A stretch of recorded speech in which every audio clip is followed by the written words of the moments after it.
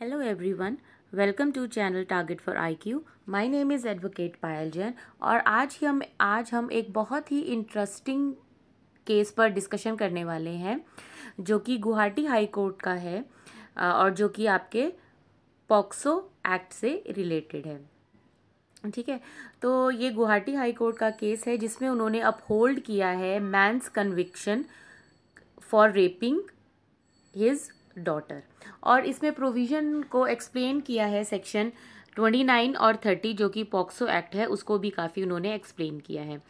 तो चलिए video start करते हैं। हम सबसे पहले इस केस के फैक्ट्स को जान लेते हैं।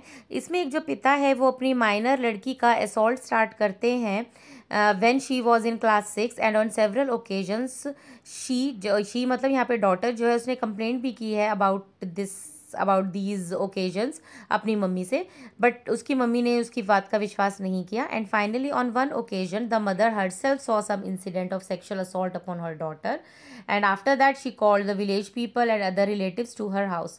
Thereafter FIR was lodged against him और चार्जशीट जब मतलब पुलिस की इन्वेस्टिगेशन के बाद जब चार्जशीट फाइल की गई, ट्रायल कोर्ट में चार्जेस फ्रेम किए गए अंडर सेक्शन 376 क्लॉज 2(1) और 307 IPC and under section 6 of the POCSO act. और उसके बाद जो सेशन जज है on the appreciation of evidence उन्होंने जजमेंट पास की और उनको कन्विक्ट किया and sentenced him to rigorous imprisonment for 14 years and to pay a fine of ₹25,000।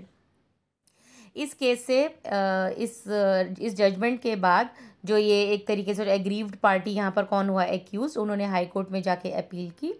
तो वहाँ पर अब कोर्ट के सामने जो बात थी वो उसमें कोर्ट ने ऑब्जर्व किए यहाँ पर section number 29 and 30 of the POCSO act कि इसमें ये वाले जो एक्ट हैं ये प्रोसिक्यूशन को रिलीफ नहीं देते फ्रॉम किससे, to prove his case of its burden to prove a case, लेकिन ये जो प्रोविजंस हैं ये प्रोसिक्यूशन के बर्डन को कम कर देते हैं by shifting the onus of proof to the accused. जो इसमें बेंच थी Justice Suman Shyam and Justice Parvathi Jyoti Saikia, उन्होंने ऑब्जर्व किया while upholding the conviction of a man who raped his own daughter. तो इसमें आगे क्या हुआ हम उसकी बात करते हैं कि कोर्ट ने क्या माना। कोर्ट ने इसमें यहाँ पर एक डॉक्ट्रिन की बात की, डॉक्ट्रिन ऑफ रिवर्स बर्डन, जो ज़्यादातर इन केसेस में एप्लीकेबल होते हैं और इंस्टेंट मैटर में भी अप्लाई हुए। तो ये जो स्पेशल जज है उन्होंने बताया कि भाई they have the presumption about the guilty of an accused and the doctrine of reverse burden is applied. Thereafter court perused मतलब क्या होता है, पैरासूट मतलब होता है कि इसकी एक तरीके से इसको बारीकी से जाना इन सेक्शंस को, जिसमें 29 में बात की है presumption as to certain offences और 30 में बात की है presumption of culpable mental state. इन सेक्शन को पढ़ लेते हैं हम। इन सेक्शन में क्या लिखा है, 29 में ये लिखा है कि अगर कोई पर्सन कमिट करता है या अबेट करता है या फिर अटेम्प्ट करता है ऑफेंस को जो कि गिवन है under section 3, 5, 7 and 9 of this act, तो स्पेशल कोर्ट प्रिज्यूम करेगी that such person has committed और अबेटेड और attempted to commit the offence as the case may be unless the contrary is proved. वहीं section 30 में भी presumption होगी कि भाई जो ये एक्यूज है उसका कल्पेबल मेंटल स्टेट था unless he has to prove that he had no such mental state with respect to the act charged as an offense in that prosecution। और इसमें जो फैक्ट जो प्रूफ होंगे only when the special court believes it to exist beyond reasonable doubt and not merely when its existence is established by the preponderance of probability. ये आप जानते हैं कि क्रिमिनल केसेस में जो प्रूफ करना होता है वो बियॉन्ड रीजनेबल डाउट करना होता है और जो सिविल केसेस है वहाँ पे एक तरीके से प्रीपोंडरेंस ऑफ प्रोबेबिलिटी चल जाती है। तो इन दिस रिगार्ड कोर्ट ने फिर ओपाइन किया है कि भाई section 29 and 30 does not actually relieve the prosecution of its burden to proof a case, लेकिन वो क्या करते हैं यहाँ पे जो प्रोसिक्यूशन है उसके बर्डन को लेसन कर देते हैं, कम कर देते हैं by shifting the onus of proof to the accused. Indian evidence act के 101 सेक्शन एंड 102 सेक्शन में आपने पढ़ा होगा burden of proof and shifting burden of proof. ठीक, तो यहाँ पर duty, now the duty is cast upon the accused to prove his innocence. ठीक, हाउ एवर कोर्ट के पास यहाँ पर इस इंस्टेंट केस में जो एविडेंस आए एविडेंस किस किस के आए। एक तो जो ये माइनर गर्ल थी प्रोसिक्यूट्रिक्स, उसने जो बोला और फिर उसको कोरॉबोरेट किया उसकी मम्मी ने।